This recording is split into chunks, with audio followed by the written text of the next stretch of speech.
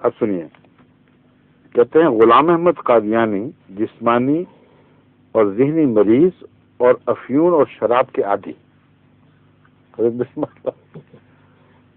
جسمانی اور ذہنی مریض اور افیون اور شراب کے عادی.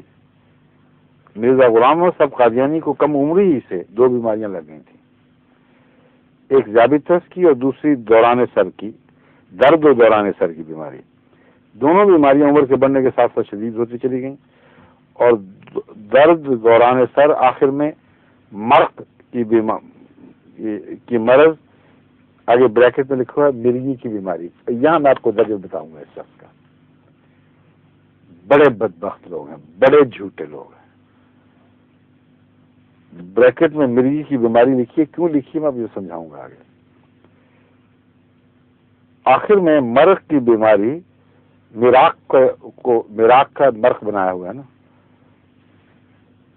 مرقی کہتے ہیں مرق کہتے ہیں، مرقی ہوگا غالباً، دونوں ہی چلتے ہیں، پتہ نہیں چلتے ہیں کہ نہیں، مگر میں تو مرقی کہہ رہا ہوں، غلطی ہوئی تو آپ ہی لوگ درستی کر لیں. مرق کے مرض بریکٹ میں مرگی کی بیماری میں بدل گیا. ان بیماریوں کو تذکرہ مرزا صاحب قادیانی نے خود اپنے خطوط اور اپنی کتابوں میں کیا ہے. ایک جگہ انہوں نے لکھا ہے، جہاں تک بیماریوں کا تعلق ہے اس پر تمسخر کرنا بڑی گدھا انسان ہے جو کرتا ہے. نبی بیمار نہیں ہوا کرتے، ہر نبی کو بیماریاں آئی ہیں، کئی قسم کی تکلیفوں میں مبتلا ہوتے ہیں. خدا کے پیارے بندے طرح طرح سے آزمائے بھی جاتے ہیں، اور عزا اور دکھ میں اللہ تعالیٰ کا شکر کرنا یہ نبی کی شان ہے.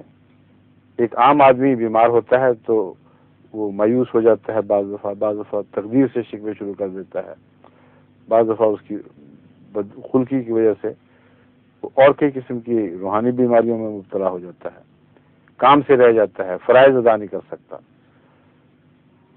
سوال یہ ہے کہ بیماری نے کیا اثر دکھایا بندے پر، مگر کوئی نبی مرض کے قانون سے بالا نہیں ہے. وہ کیا دعا ہے قرآن کی، فَإِذَا مَرِضْتُ فَهُوَ يَشْفِينِ. جب میں بیمار ہوتا ہوں تو وہ مجھے شفا دیتا ہے. ابراہیم علیہ السلام کی دعا ہے، ابراہیمی کی دعا. جب میں بیمار ہوتا ہوں تو ابراہیم بیمار نہیں ہوتے تھے. قرآن کریم نے تفصیلیں تو نہیں لکھی، نہ حضرت ابراہیم کی تحریریں، مگر ضرور بیمار ہوا کرتے تھے. اور رسول اللہ علیہ وسلم بھی بیماری سے نجات کی دعائیں کرتے تھے اور بیمار ہوتے تھے. آپ کی بیماریوں کو ذکر ملتا ہے. تو کوئی پاک بندہ ہو یا ناپاک بندہ ہو، بیماری کا قانون ایک طبی جاری و ساری قانون ہے. وہ نیک اور بد میں تفریق نہیں کرتا. ہاں، نیک کو بعض دفعہ غیر معمولی طور پر شفا ہو جاتی ہے دعا کے نتیجے میں، جس کے لیے بعض دفعہ دوا کی بھی حاجت نہیں ہوتی، یہ الگ مسئلہ ہے. بعض انتہائی قسم کی بیماریاں ایسی ہیں جن سے اللہ تعالیٰ نجات بخش دیتا ہے، اور پاگل پن ہے مثلا، لوگ کہتے ہیں پاگل ہے لیکن نہیں ہوتا. مرگی ہے، لوگ کہتے ہیں مرگی کا دورہ پڑتا تھا اس کو، لیکن جھوٹ ہوتا ہے. تو وہ حصے چھوڑ کر جو دوسری بیماریوں پہ انہوں نے مذاق اڑائے ہیں، یہ آپ دیکھ لینا. میں نے بارہا یہ تجربہ کیا ہے کہ وہ لوگ جو مثلا حضرت مسلم موت کی بیماری پر آخر پہ آپ کو آرٹریوسکلوروسس کی وجہ سے ٹانگوں میں کمزوری پیدا ہو گئی تھی، جو الگ مجلسوں میں بیٹھ کے گستاخانہ کلمے کہا کرتے تھے، اکثر اسی بیماری میں مرے ہیں. اور میں نام نہیں لینا چاہتا. جنہوں نے بھی باتیں کی ہیں، تمسخر کیے ہیں، ان کو سزا ملی ہے اس دنیا میں. مولوی بعض جو کہتے تھے گند میں مرا، وہ گندے نالے میں ڈوب کے مرے ہیں، چنیوٹ گواہ ہے اس بات کا. تو ان کو اپنے انجام کی فکر کرنی چاہیے. پاک بندوں پر خدا کے قانون قدرت کے نتیجے میں ہنسنا، جبکہ اب ظاہر کروں گا، میں جیسے کہ ثابت کروں گا، یہ بیماریاں اعزاز اور شرف کا موجب تھیں، نہ کہ کسی قسم کی تجلیل کا. بہرحال اب ان کی زبان تو میں پڑھ کے سناؤں گا نا. کہتے ہیں دوران سر آخر مرق یعنی مرگی کی بیماری میں بدل گیا. ان بیماریوں کا تذکرہ مرزا صاحب خود اپنے خطوط میں یوں کرتے ہیں. دوسری مرض ذیابیطس تقریباً 20 برس سے ہے جو مجھے لاحق ہے. ٹھیک ہے، یہ کس سن کا خط ہے؟ یہ 20 برس سے اس میں لکھا ہوا ہے. تاریخ ہوتی تو اچھا تھا، یہی پتہ چلتا کہ کس عمر میں شروع ہوئی ہے. یہ بچپن میں نہیں تھی، یقینی طور پر میں اس لیے بتا رہا ہوں کہ 20 برس میں تو ہو ہی نہیں سکتا. مسیح علیہ السلام اپنے منصب پر فائز ہونے کے بعد یہ خط لکھ رہے ہیں. یہ کہ قتل وہی پہ وہ 1900 کے بعد کی ہے. 1900 کے بعد کی ہے. یعنی 12 یہ تحریریں 1900 یا اس کے لگ بھگ کی ہیں. تو اس میں سے جب 40 سال سے آپ کی عمر تجاوز کر چکی تھی، اس لیے بچپن سے کہنا ہے ہی غلط. اس وقت لگی ہیں بیماریاں جب اسلام کے دفاع میں آپ نے غیر معمولی محنت کی ہے، اور جیسا کہ ثابت ہوگا ان بیماریوں کا اسی سے تعلق ہے. تو عام بیماریوں پر ہنسنا بھی بڑا گناہ ہے، جہالت ہے، لیکن دین کی خاطر کوئی بیمار ہو جائے تو وہ تو حد سے زیادہ ظلم ہے، اور پھر اس کی پیشگوئی بھی ہو. حضرت اقدس محمد مصطفیٰ صلی اللہ علیہ وسلم نے اس واقعہ سے 1300 برس پہلے بتا دیا ہو کہ جو سچا مسیح آئے گا وہ 2 زرد چادروں میں لپٹا ہوگا. اب یہ تعبیروں کی کتابیں اٹھا کے دیکھ لیں، زرد چادر بیماری کی علامت ہوتی ہے.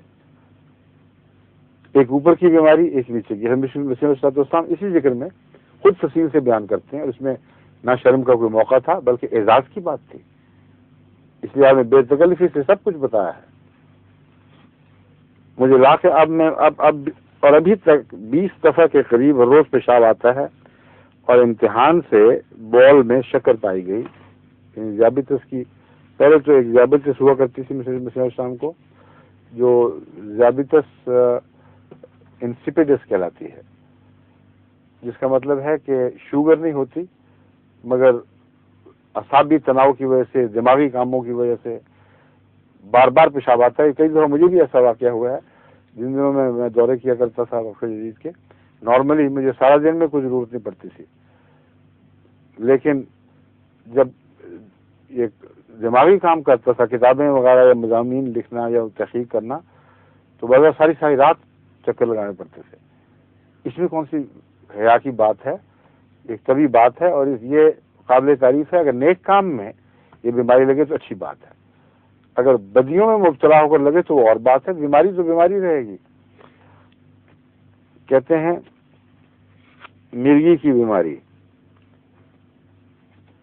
درد دوران سر کا مرض اتنا شدید ہو گیا کہ خود میرے صاحب کو یہ اندیشہ پیدا ہو گیا کہ کہیں مرق آگے بریکٹ میں، وہاں مرق لکھتے ہیں مسیح اسلام کی طرف، اور بریکٹ میں مرگی کا مرض نہ ہو جائے. ایسے موقع پر بھی اس شخص نے ایک پیشگوئی داغی جھوٹ نکلی. پیشگوئی کرتے ہوئے لکھا، مجھے 2 بیماریاں مدت سے دراز سے تھیں. ایک شدید درد سر جس سے میں بےتاب ہو جایا کرتا تھا اور ہولناک عوارض پیدا ہو جاتے تھے، اور یہ مرض قریباً 25 برس تک دامنگیر رہی، اور اس کے ساتھ دوران سر بھی لاحق ہو گیا. اور طبیبوں نے لکھا ہے کہ ان عوارض کا آخری نتیجہ مرگی ہوتی ہے. مسیح اسلام لکھ رہے ہیں یہ. چنانچہ میرے بھائی مرزا غلام قادر قریباً 2 ماہ تک اسی مرض میں مبتلا ہو کر آخر مرض سرا میں مبتلا ہو گیا، اور اسی سے ان کا انتقال ہو گیا. لہذا میں دعا کرتا رہا کہ خدا تعالیٰ ان امراض سے مجھے محفوظ رکھے. ایک دفعہ عالم کشف میں مجھے دکھائی دیا کہ ایک بلا سیاہ رنگ چارپایا کی شکل پر، جو بھیڑ کے قد کی مانند اس کا قد تھا، اور بڑے بڑے بال تھے اور بڑے بڑے پنجے تھے، میرے پر حملہ کرنے لگا، اور میرے دل میں ڈالا گیا کہ یہی سارا ہے، یہی مرگی ہے. تو میں نے اپنا ہاتھ زور سے اس کے سینے پر مارا. اب سرا کا لفظ ہے مرگی کا، مرق نہیں ہے، مرق کی بات بعد میں آئے گی. زور سے اس کے سینے پر مارا اور کہا کہ دور ہو جا، تیرا مجھ میں حصہ نہیں ہے. تب خدا تعالیٰ جانتا ہے کہ بعض اس کے وہ خطرناک عوارض جاتے رہے، اور وہ درد شدید بالکل جاتی رہی، صرف دوران سر کبھی کبھی ہوتا ہے. حقیقت الوحی روحانی خزائن جلد 22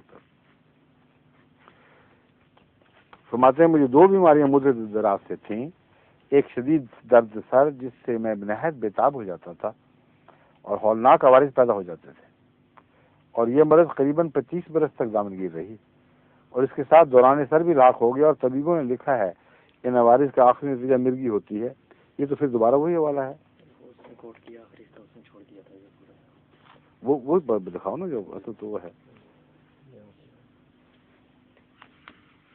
میں نے چھوڑ دیا. اسی حوالے کو دہرا دیا، کچھ بھی اس میں مزید بات نہیں.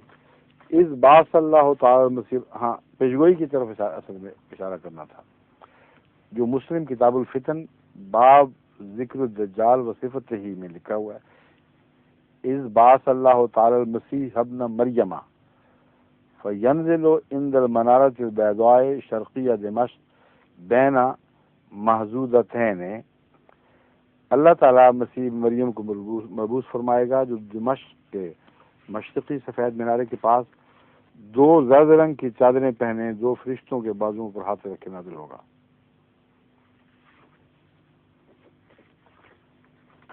اس کے ترجمے میں تم نے زرد رنگ لکھا ہوا ہے، عبارت میں کہاں ہے زرد رنگ؟ فرشتے پھر کہاں ہیں؟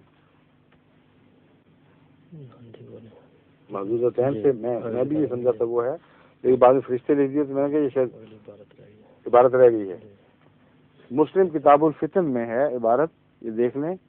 محدودتین میں دو زرد چادریں، اس میں تو مولوی بھی اختلاف نہیں کرتے، مانتے ہیں کہ حدیث شریف میں یہ آیا ہے کہ مسیح جب نازل ہوگا دو زرد چادروں میں لپٹا ہوا ہوگا.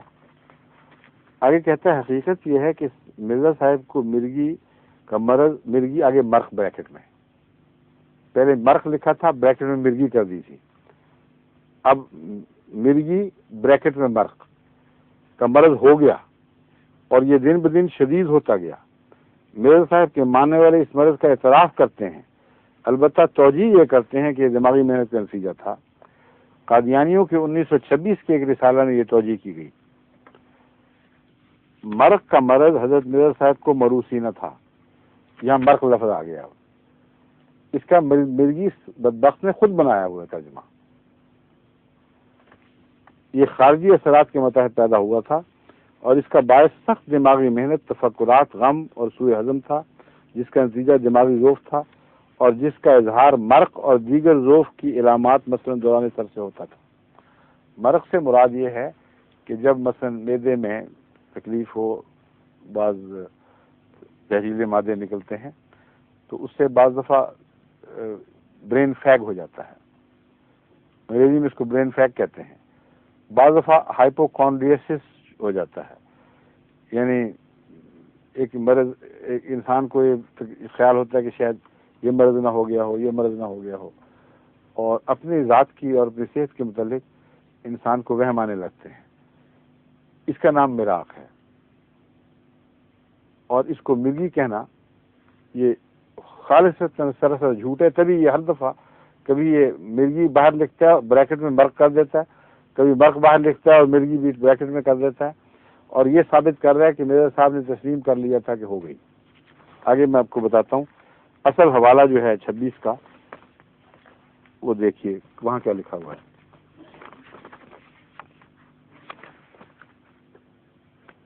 انیس سو 26 کے رسالہ میں جس میں کہتے ہیں نا یہ شائع ہوا ہے، یہ بھی قادیانی مذہب الیاس برنی سے لیا ہوگا. جن کا پیر جھوٹا ہو اس نے آگے پھر کیا دنیا کو دینا سچ. اور سن لیجئے، ریویو آف ریلیجنز میں ایک تحقیقاتی مقالہ ایک احمدی ڈاکٹر کے قلم سے ہے. کون تھے وہ؟ کچھ پتہ ہے؟ اس کا نام نہیں لکھا ہوا؟ ڈاکٹر شاہ نواز. اچھا یہ وہی ڈاکٹر شاہ نواز. تحقیقاتی مقالہ ہے حضرت صاحب کو کون سا مرض تھا، یہ عنوان ہے. میں یہ بتا چکا ہوں کہ مراق کی علامت مرگی، ہسٹیریا، قزاز، سکتہ اور بھی ذوف وغیرہ امراض ہیں، امراض میں پائی جاتی ہے. یعنی مراق کی علامت ان مرضوں میں بھی پائی جاتی ہے. مراق مرگی نہیں ہے. جس کو یہ ہو، جس کو وہ بیماری ہو، جس کو وہ اس کو مراق بھی ہو جاتا ہے. اہل مرض کی تشخیص کرنے کے لیے اب ہم دیکھتے ہیں کہ حضرت صاحب میں مراقی علامات کے علاوہ اور کس مرض کی علامات موجود تھیں. سمجھ گئے؟ ہم کو خوب معلوم ہے کہ ان میں مرض مرگی کی علامت نہ تھی. کس کے جھوٹ بولتا ہے شخص کہ دیکھ لو 26 اس میں لکھا ہوا ہے. کہتے ہیں ہمیں خوب معلوم ہے کہ نہ تھی، نہ ہی کبھی ان کو ہسٹیریا کا دورہ ہوا. اسی طرح قزاز اور سکتہ کا بھی نام و نشان نہ تھا، کبھی آپ کو سکتہ نہیں ہوا، کبھی قزاز نہیں ہوا، یعنی تشنجی دورے جو مرگی سے مشابہ ہیں، کیونکہ ان چاروں امراض میں بے ہوشی کم و بیش ایک لازمی جز ہے، اور حضرت صاحب کے معراج کے دورہ میں کبھی بے ہوشی نہیں ہوئی، ایک دفعہ بھی۔ بس معلوم ہوا کہ صرف ایک ہی مرض تھا جس کی وجہ سے ان میں معراج کی علامات نمودار ہوتی تھیں، اور وہ مرض انتہائی اعصابی ذوف تھا۔ اب سوال یہ پیدا ہو رہ جاتا ہے کہ اس ذوف کا باعث کیا تھا، تو اس کے لیے ہم پھر معراج کے اسباب کی فہرست دیکھتے ہیں۔ معراج کا سب سے بڑا سبب موروثی میران طبع ہے، یعنی بعض خاندانوں میں چلا آتا ہے، مگر حضرت صاحب کے خاندان میں ہم کو عصبی امراض کا نام و نشان نہیں ملتا۔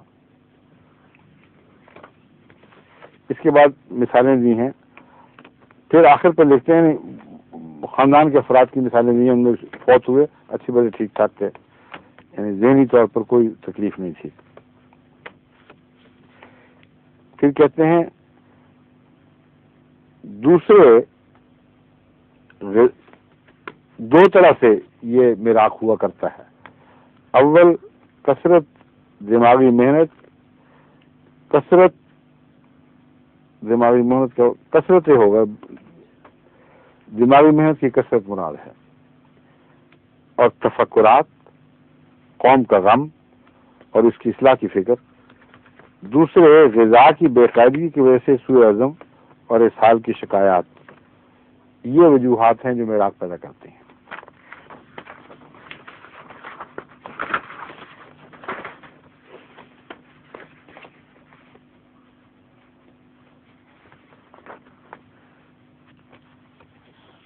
آگے میں تفصیل بیان کی ہوئی ہے، یہ ساری تفصیل پڑھ لیں، ریویو آف ریلیجن 1926 کا حوالہ ہے۔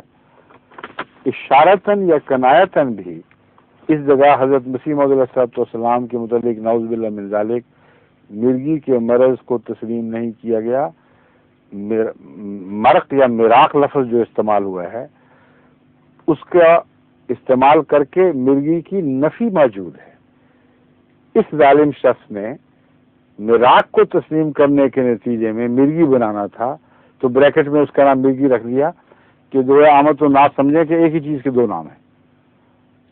اگر صرف یہی بات ہوتی کہ مراق کی بات ہوتی اور مرگی کا ذکر نہ ہوتا تو شاید ہم سمجھتے کہ اس مولوی کو دھوکہ لگ گیا، اس کو پتہ نہیں کہ مراق اور چیز ہے اور مرگی اور چیز ہے۔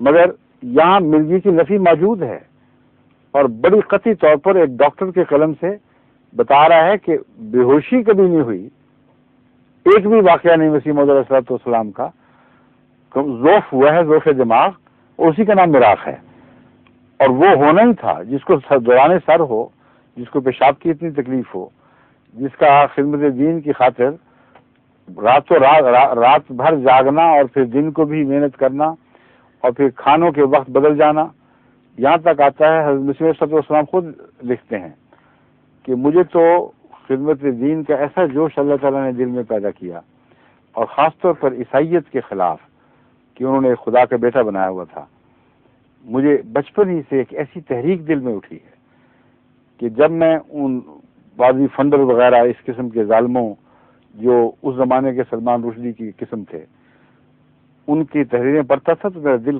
خون کھولتا تھا کہ میں ان کا جواب لکھوں، اور اللہ تعالیٰ نے مجھے پھر ایسی توفیق عطا فرمائی۔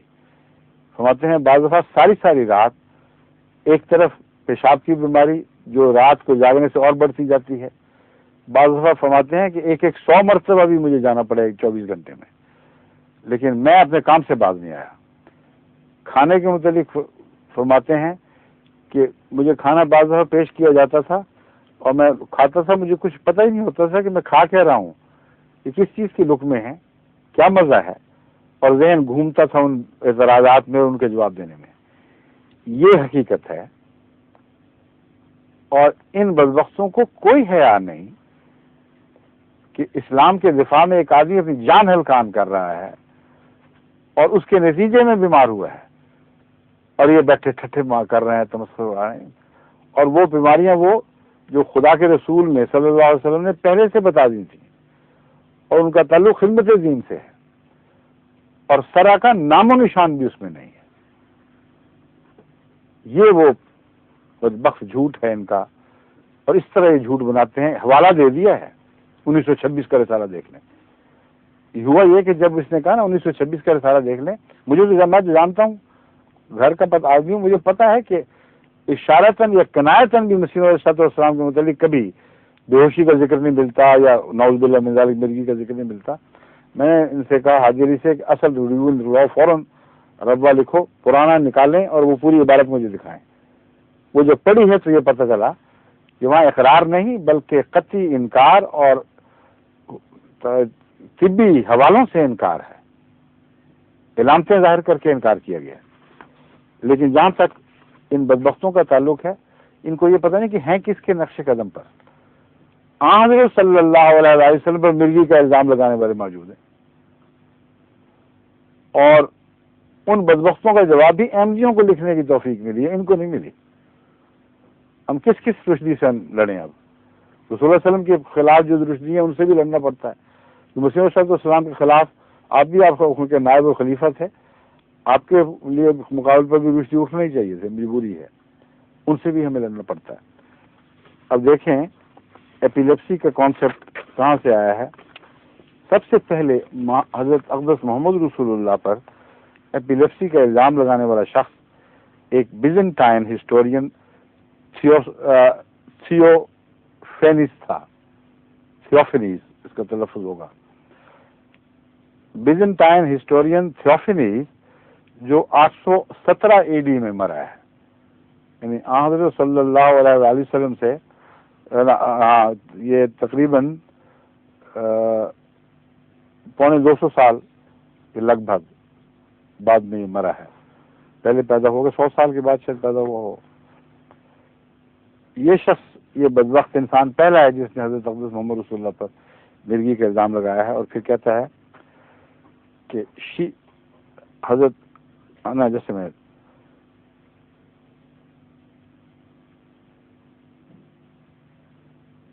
اسٹوری اس کی یہ ہے، پوری الفاظ میں دی، میں دوسرے الفاظ میں دی ہوئی ہے کہ جب حضرت اقدس محمد رسول اللہ صلی اللہ علیہ وسلم پر وحی نازل ہوئی اور آپ نے جا کر ضم لونی فرمایا اور سردی لگ رہی تھی اور وہ کپڑا اوڑھ لیا، تو کہتا ہے his wife Khadija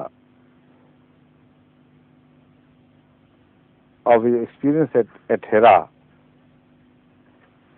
was extremely disappointed and disgusted. ایسا بدبخت نے جھوٹی کہانی بنا لی ہے. کہتا ہے she was very much grieved that she, being of noble descent, was tied to such a man who was not only poor but epileptic as well. یہ لوگ ہیں جن کو چھٹی ملی ہوئی ہے پاکستان میں. ہم رشدی نہیں ہیں جو کہتے ہیں وہ سن لیں غور سے. یہ ہوتی ہیں رشدی کی ادائیں. آج کے رشدی یہ ہیں جن کو تم نے کھلا چھوڑا ہوا ہے، اور جو معصوم ہیں جن پر الزام لگایا جائے ان کے ہاتھ بند کیے ہوئے ہیں. This was recently quoted by Frank R. Freemason in the Journal Epilepsia of December 1976.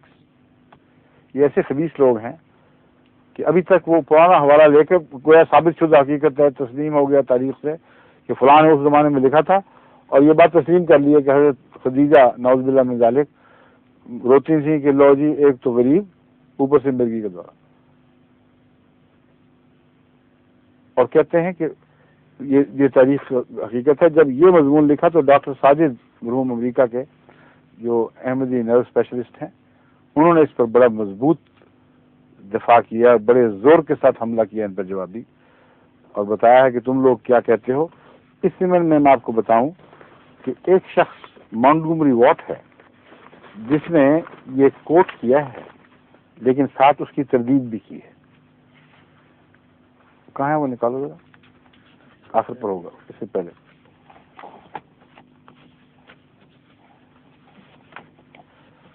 یہ مل گیا.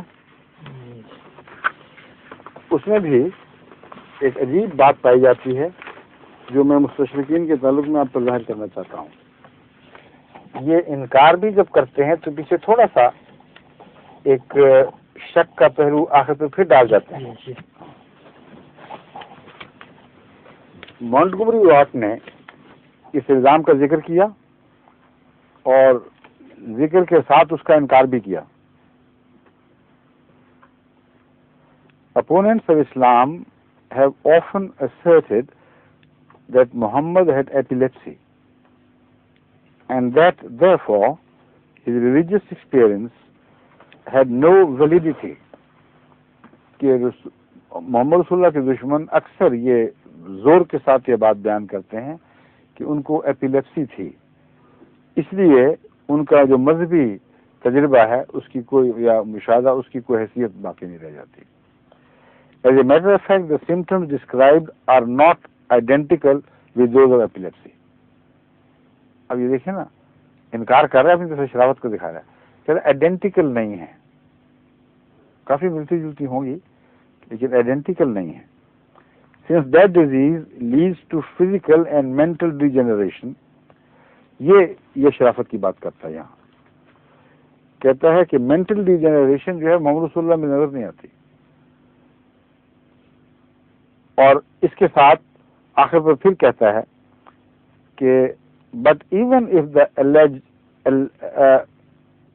the allegations were true, the argument would be completely unsound and based on mere ignorance and prejudice. کہتا ہے اگر سچی بھی ہو، یعنی سچ ہونے کی گنجائش چھوڑ دیجیے. مجھے یہ بات چیز میں بیان کرنا چاہتا ہوں، کتنی چالاکی کے ساتھ یہ پھر دوبارہ ایک بات کو دور کر کے دوبارہ داخل کر دیتے ہیں. اس کا آرگومنٹ یہ ہے کہ ریلیجیس ویلیڈیٹی کے متعلق یہ کہنا درست نہیں ہے. پتہ کیوں کہتا ہے؟ یہ مجبور ہے، اس لیے کہ سینٹ پال کے متعلق ان کے محققین تسلیم کرتے ہیں کہ سینٹ پال کو مرگی کے دورے پڑتے تھے، اور پہلا جو اس نے کشف بیان کیا کہ مسیح مجھ پہ نازل ہوئے ہیں وہ ان کے ساتھی کی روایت کے مطابق مرگی کا دورہ پڑا، وہ تشنج کی حالت میں غش کھا کے زمین پر جا پڑے. تو اپنے سینٹس کو، اپنے عیسائیت کے منبع کو بچانے کی خاطر یہ ہوشیار لوگ جو ہیں وہ یہاں آ کر رک جاتے ہیں، تھوڑا سا شک کا سایہ ڈال کے کہتے ہیں نہیں اس پوائنٹ میں ویلیڈیٹی نہیں ہے. یعنی اگر ہو بھی مرگی تب بھی یہ تسلیم کرنا پڑتا ہے کہ مذہبی ویلیڈیٹی باقی ہے، اعتراض غلط نہیں ہے. ولیم میئر بھی اس سوال کو اٹھاتا ہے اور ایک کے بعد دوسرے پادری فنڈر تو نہایت ہی خباثت کے ساتھ کھلے بندوں اس کا اعلان کرتا ہے کہ نعوذ باللہ من ذالک رسول اللہ صلی اللہ علیہ وسلم مرگی زدہ سے. تو اگر غلام پر بھی ان لوگوں نے الزام لگا دیا تو ہم اس کا کیا رونا روئیں اور کس سے شکوہ کریں.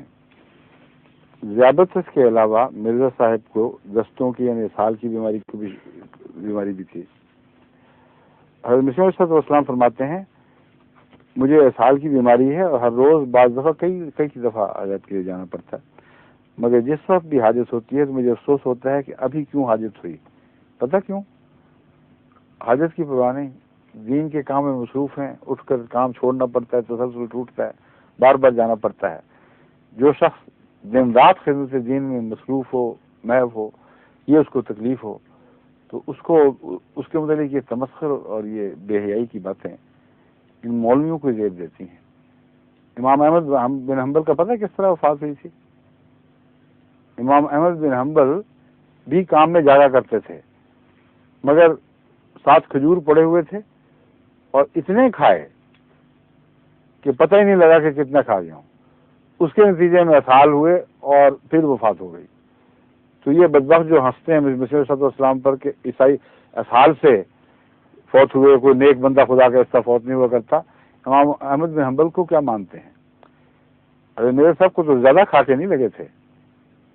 کھانے کی بے قاعدگی اور دین کی خاطر بعض دفعہ آپ کھانا 10 بجے صبح کھا لیتے تھے تاکہ رات تک پھر اٹھنا نہ پڑے، اور مسلسل سارا دن کام میں لگے رہتے تھے.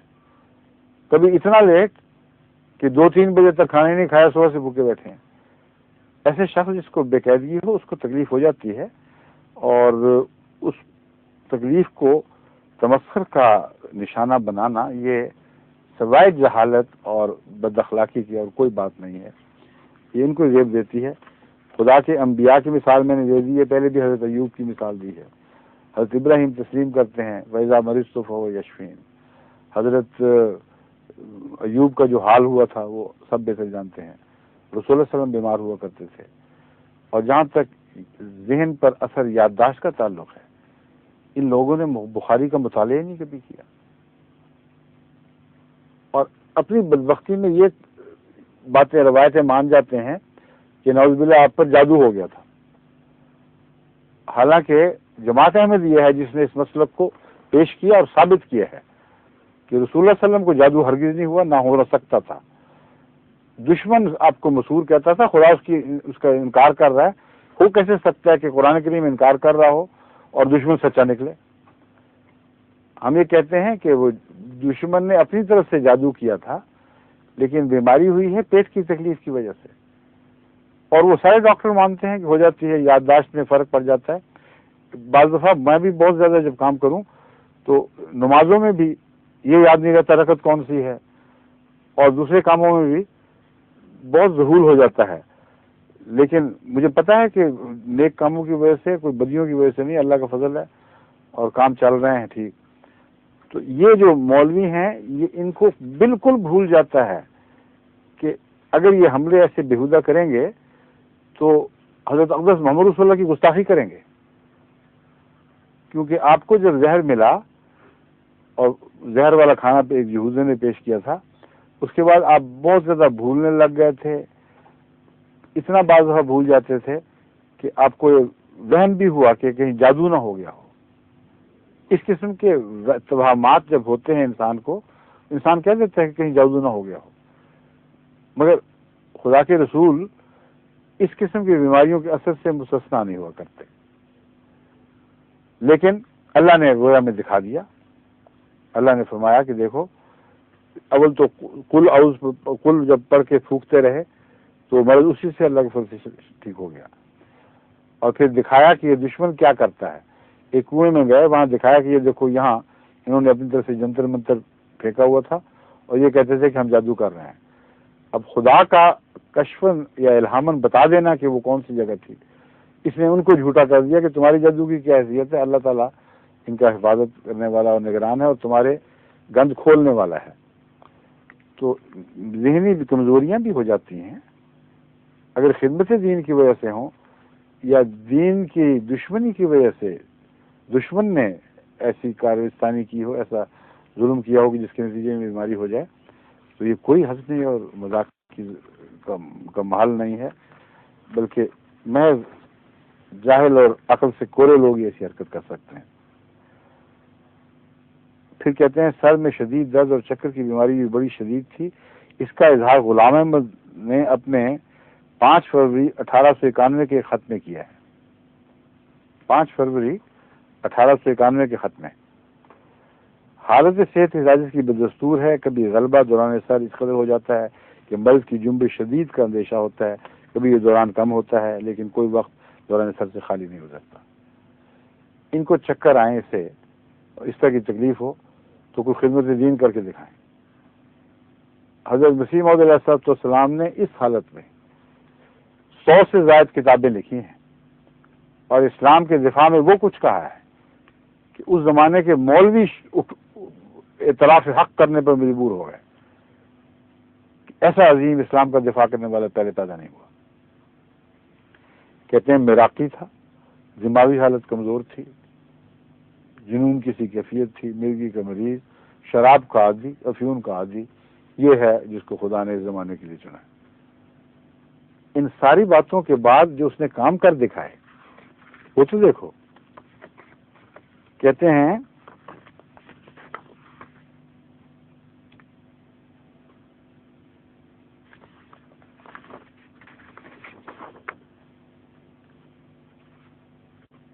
اس خط کا حوالہ دیا ہے جو 1891 کا خط ہے.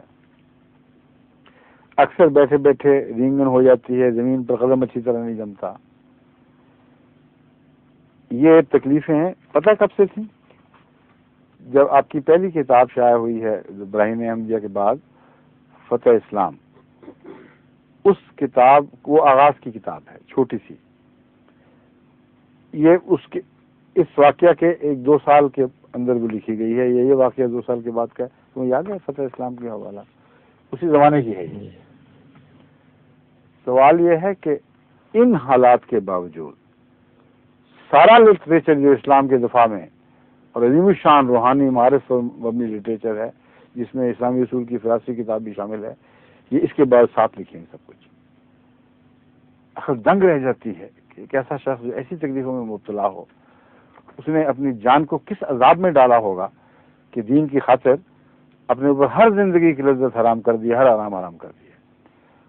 اور جو محنت کر رہا ہے وہ ان مرضوں کو بڑھانے والا ہے.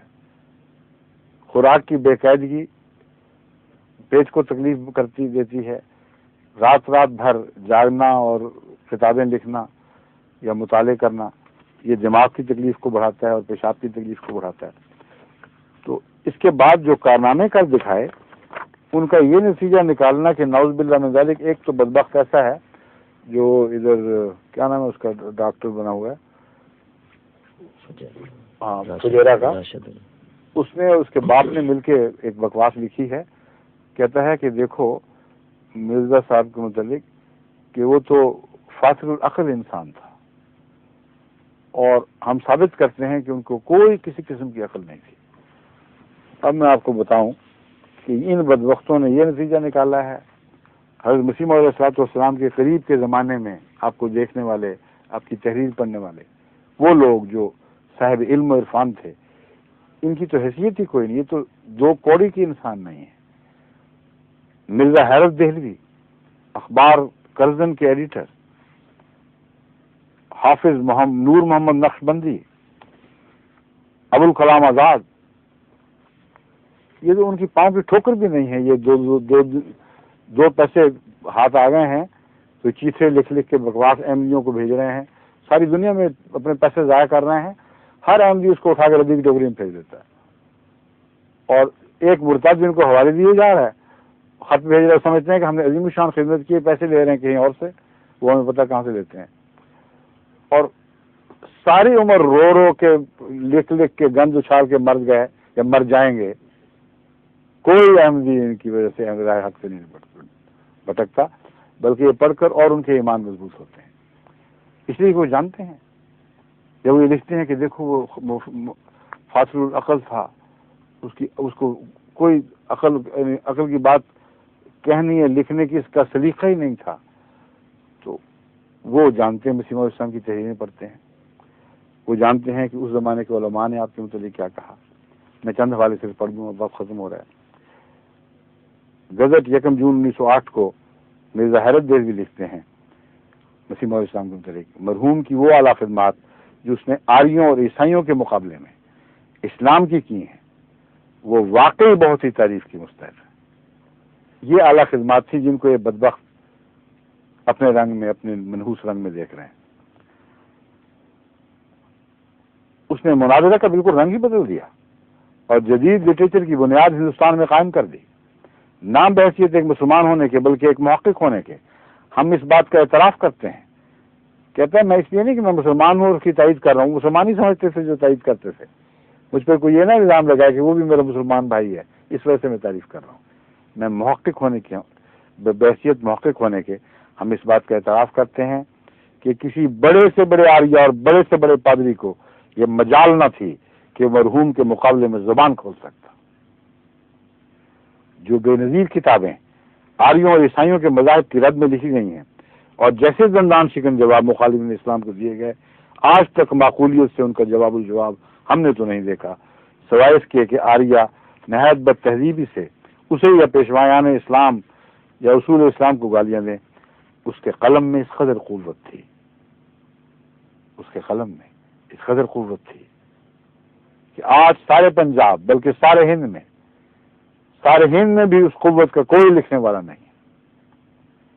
ایک پرجذبہ اور قوی الفاظ کا انبار اس کے دماغ میں بھرا رہتا تھا، اور جب وہ لکھنے بیٹھتا تھا تو جچے تلے الفاظ کی ایسی آمد ہوتی کہ بیان سے باہر ہے. مولوی نور الدین مرحوم خلیفہ اول سے جو ناواقف ہیں تو وہ اپنی غلطی سے یہ سمجھتے ہیں کہ ان کتابوں میں مولوی نور الدین صاحب نے بہت مدد دی ہے، مگر ہم اپنی ذاتی واقفیت سے کہتے ہیں کہ حکیم نور الدین مرحوم مرزا کے مقابل میں چند سطریں بھی نہیں لکھ سکتا تھا. یہ ہیں اہل حق شرفا اس زمانے کے، اہل علم. کرزن کی ایڈیٹر مرزا حیرت دہلوی جانتے تھے حضرت خلیل ان کی تحریر ہی اور ہے. آج بھی اصول میں جب چھپتی ہیں پتہ لگ جاتا صاحب. کہتے ہیں جانتے ہیں مرحوم نور الدین مرحوم مرزا کے مقابل میں چند سطریں بھی نہیں لکھ سکتا. اگرچہ مرحوم کے اردو علم و ادب میں بعض اصل میں نور الدین مرحوم نہیں ہے، اسلام کی حضرت خلیفہ المسیح اول کی زندگی کا ہے. مجھ سے غلط پڑھا گیا ہے، یعنی پڑھا تو ٹھیک ہے لیکن سکتا غلط جگہ کیا ہے. حکیم نور الدین مرحوم مرزا کے مقابلہ میں یہ ہے. چند سطریں بھی نہیں لکھ سکتا تھا. تبھی میں سوچ رہا تھا غائب کہاں ہو گیا، وہ اس لیے کہ حاضر کی بات کر رہے ہیں. اگرچہ مرحوم کے اردو علم و ادب میں بعض مقامات پر پنجابی رنگ اپنا جلوہ دکھا دیتا ہے، تو بھی اس کا پرزور لٹریچر اپنی شان میں بالکل نرالا ہے، اور واقعی اس کی بعض عبارتیں پڑھنے سے ایک وجد کی سی کیفیت طاری ہو جاتی ہے. پادریوں کے مقابلہ میں کس طرح ان کے پاؤں کھڑے ہیں، ان منصوصوں کو تو توفیق ہی نہیں ملتی. یہ سمجھتے ہیں احمدیوں کے خلاف پیچھے پڑنے سے ساری نجات وابستہ ہے. ساری دنیا میں عیسائیت حملے کر رہی ہے، لاکھوں مسلمانوں کو ہر سال یہ عیسائی بنا رہے ہیں. ان کو جوں تک نہیں دیکھتی کان پر. درجی کوئی جھوٹے ہیں، صرف پیچھے پڑنے والے، گند اچھالنے والے ہیں. حافظ نور محمد نقش بندی چشتی دیباچہ اپنے شائع کردہ قرآن کے دیباچہ میں صفحہ 30 پر اعتراف کیا، اسی زمانے میں پادری لیف رائے پادریوں کی ایک بہت بڑی جماعت لے کر اور حلف اٹھا کر ولایت سے چلا کہ تھوڑے عرصے میں تمام ہندوستان کو عیسائی بنا لوں گا. ولایت کے انگریزوں سے روپیہ کی بہت بڑی مدد اور آئندہ کی مدد کے مسلسل وعدوں کا اقرار لے کر ہندوستان میں داخل ہو کر بڑا تلاطم برپا کیا.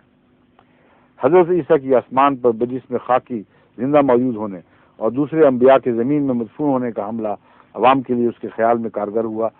تب مولوی غلام احمد قادیانی کھڑے ہوئے، جن کو مولوی اپنے طرف سے بیچارے کہہ رہے ہیں، اور اس کی جماعت سے کہا کہ عیسیٰ جس کا تم نام لیتے ہو دوسرے انسانوں کی طرح سے فوت ہو کر زمین دفن ہو چکے ہیں، اور جس عیسیٰ کے آنے کی خبر ہے وہ میں ہوں.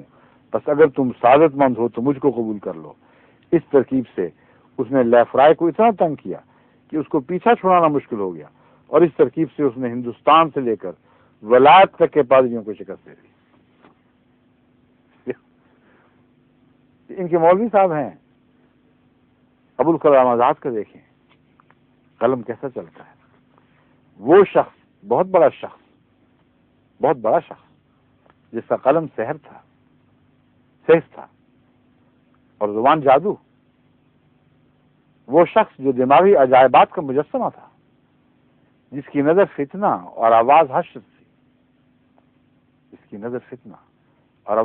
تھی، جس کی انگلیوں سے انقلاب کے تار الجھے ہوئے تھے، جس کی 2 مٹھیاں بجلی کی 2 بیٹریاں تھیں. وہ شخص جو مذہبی دنیا کے لیے 30 برس تک زلزلہ اور طوفان رہا، جو شور قیامت ہو کر خفتگان ہستی کو بیدار کرتا رہا. یہ ہیں حضرت مسیح موعود علیہ السلام کے متعلق اس زمانے کے اہل علم اور بزرگ، اور وہ جو اس زمانے میں شرافت کے مسلمانوں میں سب سے بڑے علمبردار تھے. کہتے ہیں ایسے لوگ جن سے مذہبی یا عقلی دنیا میں انقلاب پیدا ہو ہمیشہ دنیا میں نہیں آتے. یہ نازش فرزندان تاریخ بہت کم منظر عالم پر آتے ہیں، اور جب آتے ہیں تو دنیا میں انقلاب پیدا کر کے دکھا جاتے ہیں. مرزا صاحب کی سیرت نے ان کے بعض دعوی اور بعض معتقدات سے شدید اختلاف کے باوجود ہمیشہ کی مفارقت پر مسلمانوں کو، ان تعلیم یافتہ اور روشن خیال مسلمانوں کو محسوس کرا دیا کہ ان کا ایک بڑا شخص ان سے جدا ہو گیا. یہ ہے حقیقت، اور وہ تھی بکواس. اچھا یہ